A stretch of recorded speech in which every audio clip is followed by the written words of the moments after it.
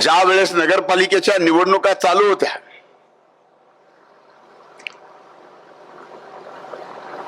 महाराष्ट्रभर नगरपालिकेच्या निवडणुकीचं वातावरण होतं. मी मात्र वेगळ्याच वातावरणात होतो. सर्व दूर एकट्या धनंजय मुंडेला बदनाम करण्यासाठी जे काय करता येईल ते महाराष्ट्रातले मोठे मोठे मोठे मोठे नेते करत होते. मग शेवटी मला वाटलं की आपल्यात काहीतरी नक्कीच असेल, त्याच्याशिवाय हे संपवायला आपल्याला निघालेत का.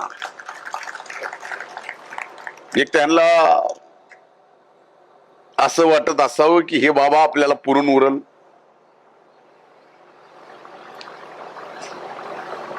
तशा परिस्थितीत एवढं वातावरण social media, electronic media, print media, युट्यूबचे चॅनल एवढं घाण केलं की तशा परिस्थितीत सुद्धा या परळीच्या मायबाप जनतेने महायुतीच्या माग भरभक्कम पाठिंबा दिला आणि ऐतिहासिक विजय या ठिकाणी मिळवून दिला. नगराध्यक्ष पदाचे आपले विजयी उमेदवार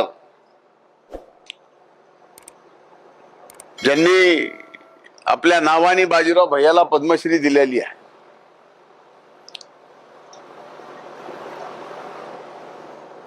16,000 मताच्या फरकाने, बरोबर आहे.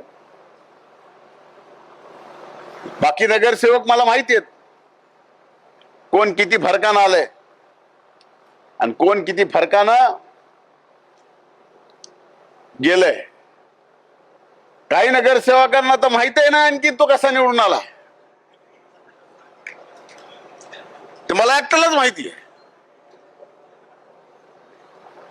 आणि पहिली वेळ नाही, ज्याला पाडलाय त्याला मी तसाच निवडून आणला होता आणि जो आलाय त्याला आणखीनही माहित नाही तो कसा निवडून आलाय.